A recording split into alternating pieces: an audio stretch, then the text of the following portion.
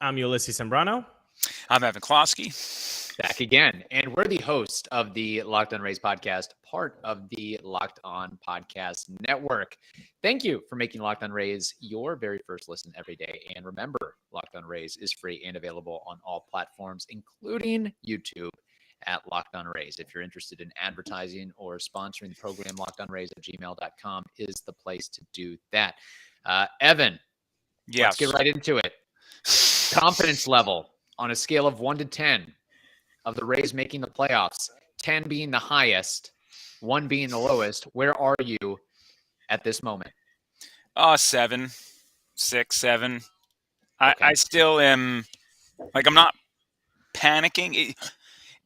It all depends on if they can just survive these next 2 weeks, right? They come home, huge 5-game set. If they go 0 for 5 here, they're effed. They're just, That's just naturally what it is. And they face the Guardians. So let's go worst case scenario very quickly. They face the Guardians. So if they get swept by the Guardians, they're out of the wild card spot, and they're trailing probably by a game and a half, or something like that. Sure. So then you play the Blue Jays, and let's say you lose those 2 games against the Blue Jays. Well, now you're probably 2-3 out. It is so clumped in that wild card spot, you can't crater, because somebody's going to win. So somebody is going to gain a game, and thus you're just going to slowly lose ground. Now, best case scenario, let's say they sweep the Guardians and they split against the Blue Jays. They go 4-1.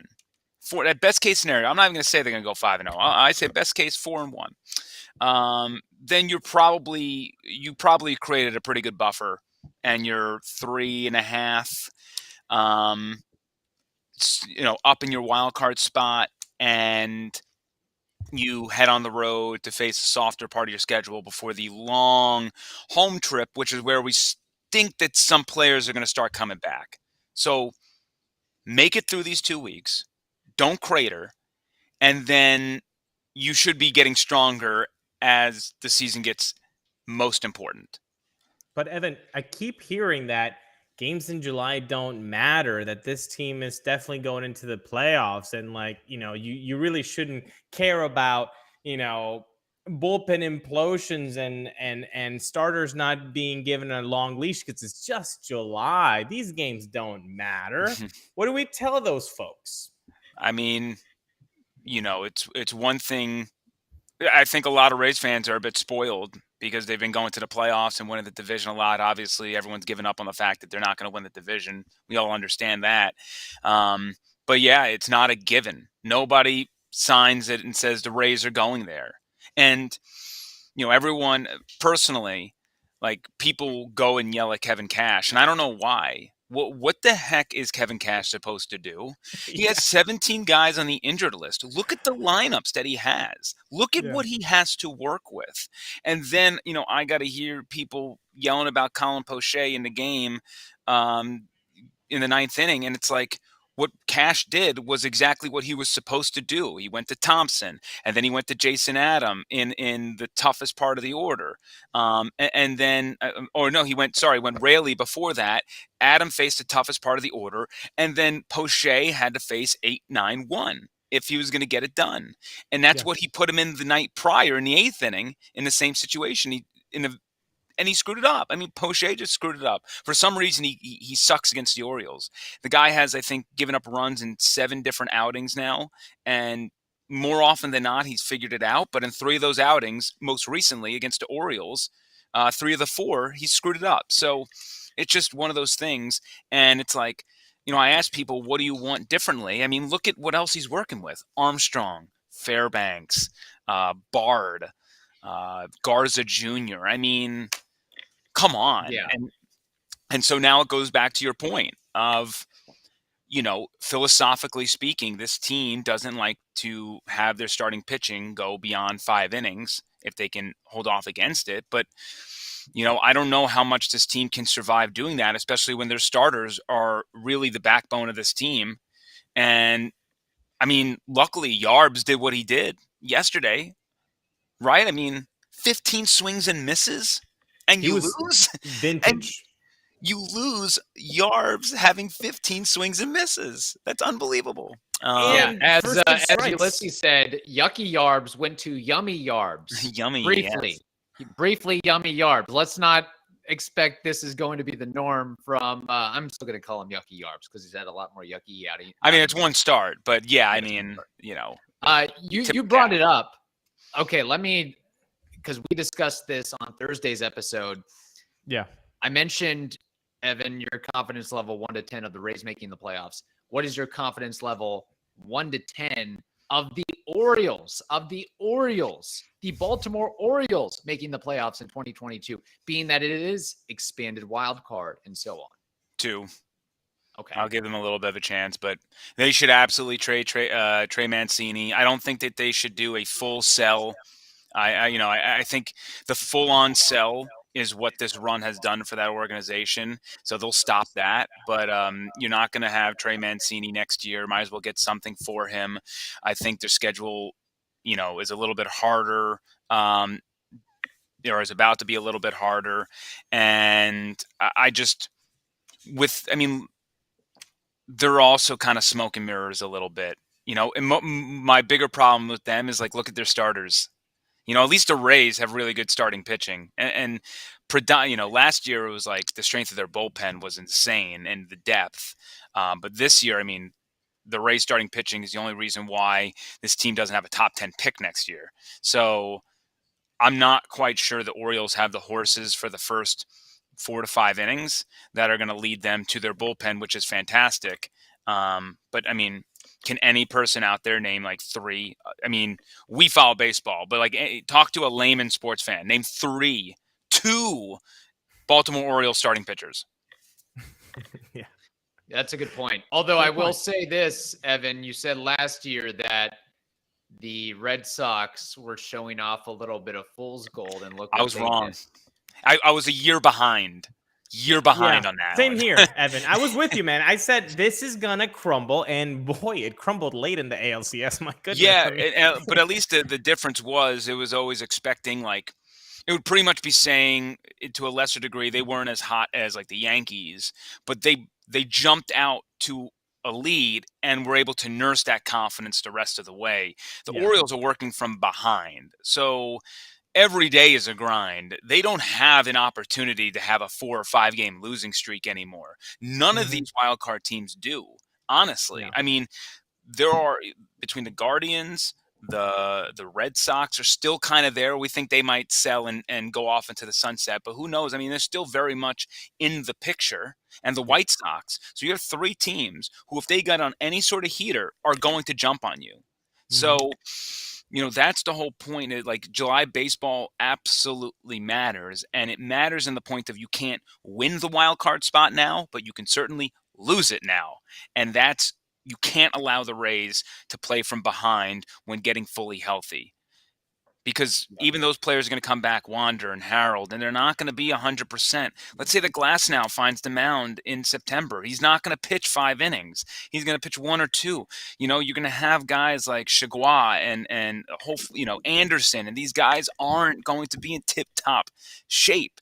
You need to give them a little bit of runway to get back into midseason form. And that's why the Rays are a scary team if they can survive this period where it's really ugly right now. And that's no fault to anybody in that clubhouse or Kevin Cash.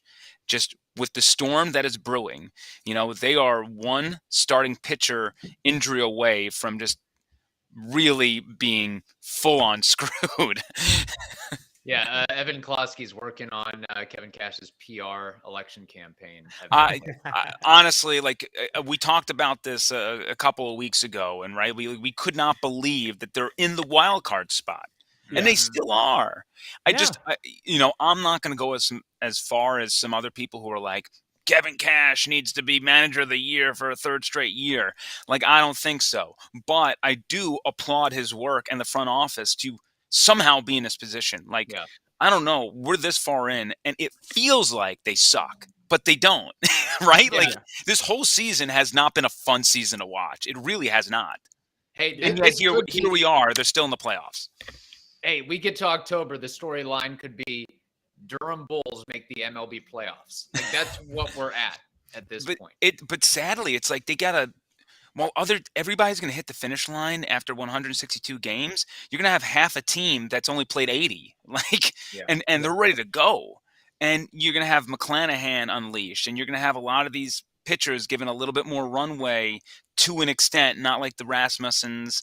I think there are a handful of players who are gone for the year. I'm not optimistic about Boz. I'm not optimistic about Fireisen. I'm not optimistic about, some other pieces. So, and we already know that KK and Zunino are gone. So, but it goes back to the same problem we've been talking about since May. You need to score runs. Like Josh Lowe took a ball to the freaking face. It doesn't matter. They didn't score a run. The play didn't matter. It just encapsulated what that road trip was. But their record, when they score 4 or more runs, they're like 25 games over 500. So you need to inject something into this lineup. And I that's why I've been beating the drum for, a dude like Christian Walker, or just something that you can get a controllable asset who's going to help you now to give you something of worth, because it is night and day what this team does when they score 4 or they score less than 4. And that shouldn't be that hard. Right. Yeah. And let's hold that thought, because that's a great transition for the next segment. But first, we have to tell you about LinkedIn Jobs. LinkedIn Jobs helps you find the candidates you want to talk to faster. Did you know every week nearly 40 million job seekers visit LinkedIn? Post your job for free at linkedin.com/lockedonmlb. That is linkedin.com/lockedonmlb to post your job for free. Terms and conditions apply. Evan, you mentioned Christian Walker as a possibility for the Rays at the trade deadline. Is that the one guy you're targeting? Do you have a list of what you'd like to see the Rays go out and get? We also have to remember, like you also mentioned, and it's the old cliche, that the Rays have a whole pile of guys on the injured list that are going to be coming back, and that's almost like a trade acquisition or some shape or form. Yeah, I mean, the top guy for me is a dude like Christian Walker. I would definitely call up the Rockies and ask about former Tampa Bay Rays great CJ Cron. Another guy who, by the way, not only would you get another year out of him, but it's like 7.5, 8.5 million. It's pretty much you're swapping his contract with Zunino's from this year. Is what I remember. I'm not looking at it in front of me. But that's another guy where he helps you now and he helps you next year and gives you serious pop in the middle of the lineup. The problem with those guys is they are first base, DH type. I think Christian Walker maybe can trickle into the outfield if you need it. They've done everything with Harold Ramirez, so I'm optimistic. They're doing that with Bethancourt now. But those are probably the two guys that I think are impact worthy and I would like to see in the future as well. I think the problems that they have this year are not going to magically go away next year. So that's a huge concern. And I think that I'd be, if you're not going to use Jonathan Aranda, then use him in a trade to bring back one of those guys, because I don't know why he's not up. I don't know why he didn't replace Harold Ramirez. He seems like the direct replacement for a guy like that. You lost a contact hitter. Just bring up the contact hitter or keep him on the roster. My feelings on Aranda. I've made that known. Then there's just some like wacky little arms out there. Like, I don't know. They love dudes with sliders and a lot of action on there. I think you can maybe call up the Pirates and get like a Chris Stratton who's got a lot of action on his slider. It hasn't resulted in anything. It could be a Fauché thing. I don't know. But it could be a dude that you bring in on like pennies and maybe he turns into something. Maybe he doesn't. But they can use 2 or 3 more guys in the back of that pen. And if the Rays have their magic and they can find that pitch. I mean, they did it with Whistler last year, right? Whistler stunk, turned him around. Chagua wasn't like that premier of a guy in Seattle, but he was definitely had better numbers before Whistler had with the Braves, and they tapped into whatever his best pitch was. So, and not to mention the Pirates historically are horrific with pitchers. They're great at like noticing talent. They're not good at developing the talent, you know? The issue is that I don't know if the Pirates are allowed to make a trade with the Rays for at least the next 5, 10, 15. Yeah. 20 They're banned. Yeah. MLB Mhm. banned it. They're like, you can't do this, guys. Come on, no. You got to forget their phone number. Evan, you mentioned a lot of names, but I didn't hear a catcher in that group. We know about the health of Mike Zunino. We know about the health of Francisco Mejia. Do the Rays go out and get, say, Sean Murphy? Or is that too unrealistic? Wilson Contreras, let's not even mention that. But you made a deal for Bethancourt. I think you're kind of stuck with that. I don't like to compound issues. You flagged the guy that you wanted. You're trying to make him a catcher, and I don't see why you would have to now get another catcher after making a deal like that. If you thought that he wasn't the guy, then you should have never made that deal in the first place. I like that deal. It outside of one wacky home run, it really hasn't paid off at all yet. Yeah. But similar to the Mets situation right now, just to use it as a comparison, I don't really think that, like, I've never looked at a team and have been like, man, this team is one catcher away from winning the big one, right? Like, I've never said that. No one's ever said that. Man, if only this team had a catcher. God, you know what? That was probably me when I was 20 in the 2011 season when I think Shopik was behind the dish. I was like, you know what? This team could really be something in the ALDS. I understand it because it's frustrating for fans to watch, but ultimately when it comes to like WAR and like game-changing players, I don't really think it dramatically, especially at this stage, you're going to find, unless you're going to go all in on a guy like Wilson Contreras. I just don't know if catchers are consistent enough with their production unless you get a top guy to think that they're going to immediately come in and make an impact and do so in such a fashion that's going to transform what you got brewing. I'll tell you this. You talk about Sean Murphy, Kevin.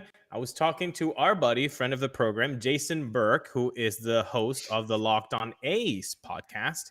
And he DM'd me and he said, do you guys want Sean Murphy? And I was like, yes, I'll pick up the phone. He's like, okay, Tash Bradley. Straight up? What kind of offer is that? That's a great offer. Tash Bradley. He's like, is Tash Bradley on the table? Because that's just the one piece. Is it straight up for Taj Bradley? No. For 3 pieces. He's just the headline guy. I mean, Sean Murphy has several years of control, and I mentioned this earlier this week. That solves your Mike Zunino problem. You don't have to bring And you're willing to part with Taj Bradley? Yeah, I mean, the Rays were willing to part with Joe Ryan to get Nelson Cruz. This is what he said. He said on the show he had Tash Bradley, Carson Williams, and Colby White for Sean Murphy. Absolutely, do that deal. Why would you do that deal? What is Sean Murphy here? A top? Okay, Sean Murphy does not have the name recognition or the cachet because he plays for the Athletics, but Sean Murphy is a damn good ball player, and I don't think he's a free agent until 2026. So yes, I would do that deal. I agree. I agree with what Kevin is Sean saying. Murphy here. I agree with what Kevin is saying about Sean Murphy. 100% he's right about Sean Murphy. Sean Murphy. He is a great player. This is the equivalent of somebody saying, like when Ben Zobrist was in his heyday with the Rays, you're going to offer that for Ben Zobrist because he doesn't have that chrome, that cachet. I get it. But I just like I mentioned on Thursday's episode, it seems like there's only one camp or another camp, and then that's all of our options and everything about life anymore. It's not just the Kevin camp. It's not just the Evan camp. I'm bringing here a third option and saying, boys, Kevin, you're right. Sean Murphy's a heck of a player. Evan, you're right. I would not give up Tash Bradley. So that's exactly what I said to Jason Burke. Yes, take Carson Williams. Yes, take, who was the other guy? Colby White. But can there be some compromise that the third guy is not Tash Bradley? Because for me, I'm not a prospect hugger, but there are 2 guys that I need to see in a Rays uniform in that top 5 prospect list. And that number 1 is Tash Bradley, and number 1A is Curtis Mead. Those guys, for me, are untouchable. You want to take Slap Blank? Take them. Yeah. I mean, Todd Bradley to me is he's this year's version of Shane Baz last year. Yes. And Bradley has all he's done is mowed down competition. And like outside of his first year when he got drafted, all he's done is succeed. I don't understand at what point. I mean, not for Sean Murphy. No, I get it. The guy is close to a 3-WAR player right now. He was a 3-WAR player last year. The guy still only has 11 home runs. He bats .244. His value comes from That's his like position. the best hitter on the team right now. That's what you're explaining to me. He'd be the best hitter on the Rays, basically. It doesn't matter. We can. Shit, we would be the best hitter on the Rays. Not to mention, he might very well be the best defensive catcher in all of baseball. Hey, let's see how the Rays do over the next couple of days with Christian Bethancourt, and Renee Pinto manning the ship. No, it's a bad ship to man. I'm not saying that they are excellent options, not at all. They're I'm just fine saying, already, right? But you can't compare. I mean,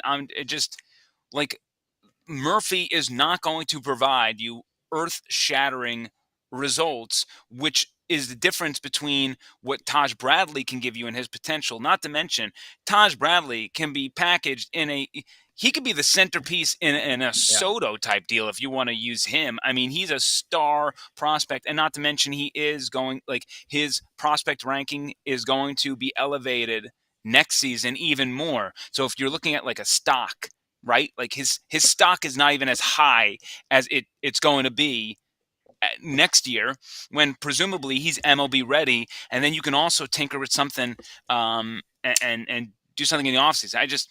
He doesn't do it for me. Counterpoint. Taj Bradley is a pitcher in the Rays organization, so basically every 5 days he's playing Russian roulette with his elbow. Well, let's be frank with that. Well, you know what? Let's put a little pause on that because you're talking about stocks. I want to talk about green Skittles, people, and there's only one place where we can put green Skittles, and that is betonline.net. You know it, you love it. It is the fastest and easiest way to check in on all your betting needs. Find all your favorite sports and events at the #1 online source for odds, lines, and games. Find reviews and news of every league, including MLB, NFL, NBA, NHL, combat sports, esports, and even golf. BetOnline continues to be the top online resource for all your sports wagering information, from live in-game betting, scores, and podcasts, or bad trade ideas as well. Head to BetOnline today or use your mobile device to learn more about the action happening today. BetOnline, where the game starts. Well, boys, it's a fun Friday episode. Yes, it is, which means we do have an abridged version of trivia. Name that war. I will just say this. I love when Evan and I disagree.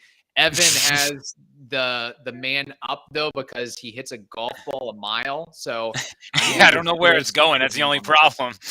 No, you're like Jose Alvarado. It's nasty. You just don't know where it's gonna end up. No, Closky's like the right-handed Brandon Lau.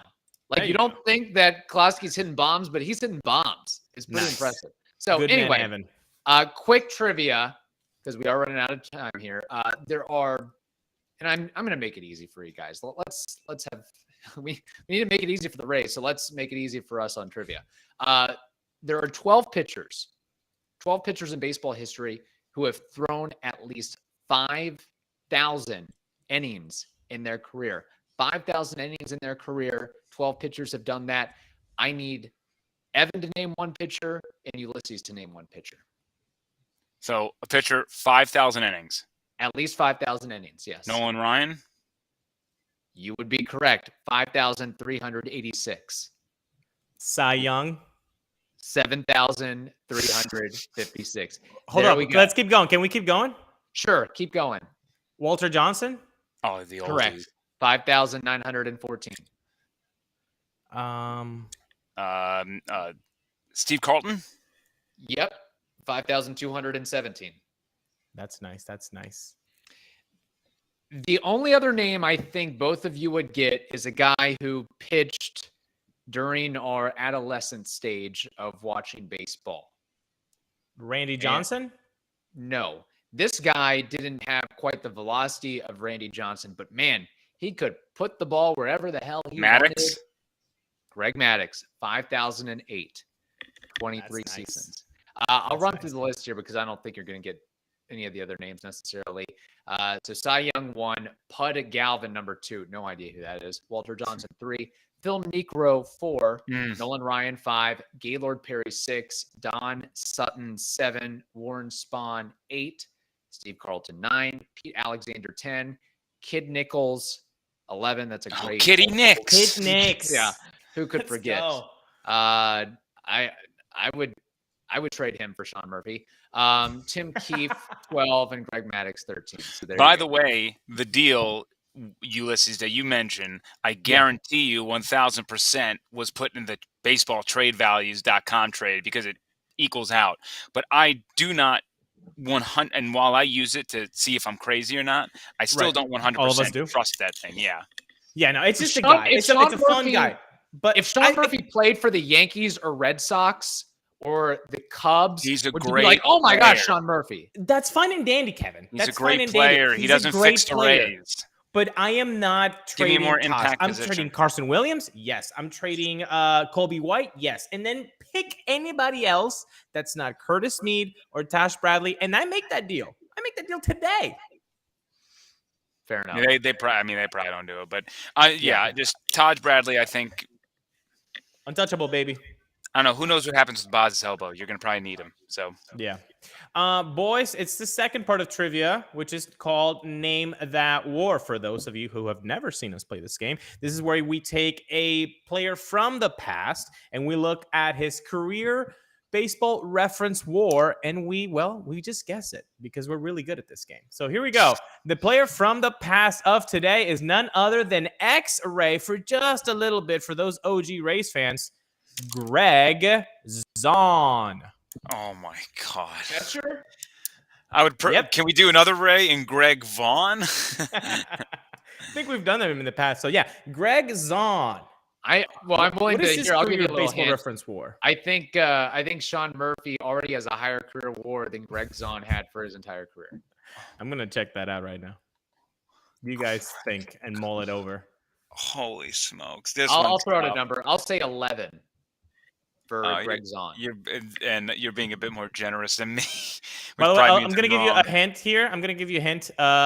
You're incorrect about the Sean Murphy Greg Zahn bit, by the way. Fair. Oh man. Okay. So I was thinking like 9.5, but I'll change it now to like 14.5. Evan goes 14.5. Kevin, you go with? I think I said 11. 11. Boy, you guys were right on it, but sports director, WTSP, he's going to get it. Greg Zahn's career baseball reference war is 13.7. Wow. 13.7. Look at this slash. The clue, I will say the clue helped me. Yeah, okay, good. The clue did help me. Look at this, guys. Look, a batting average of 252, on base percentage of 344, a slugging of 388. He was a 732 OPS catcher. Okay, he had an OPS plus of 91 and total 88 home runs in 16 years. So not too shabby. And also a Mr. player Greg, who Kevin would trade for Taj Bradley. Yeah. Well, let me say this. Sean Murphy, career OPS plus 111. Second point, Greg Zahn, I think he played like 40 years in the bigs. 16 there. 16, yeah. Long time. There's something about longevity, baby. That means that they like what you put down and how you frame and all that stuff. Very good point. Or now, guys. Now they like what you press, because now you ain't putting down anything. You That's press right. the button. Exactly. You just got to press that button. Look at that. That's great. Hey, it was a pleasure. It's always fun to have Closky on the program. Our Fun Fridays, they continue. And continue listening to us. We thank you for doing that because we need the listeners. We need the subscribers. We love it. So thank you for making the Locked On Rays podcast your very first listen every day. Now make your second listen the Locked On MLB Prospects podcast. That is also free and available on all platforms. Who will not throw shade to Taj Bradley? Okay. I don't know where I was, but I'm on the Sean Murphy camp. Goodbye. Deuces. Peace. Take care, guys.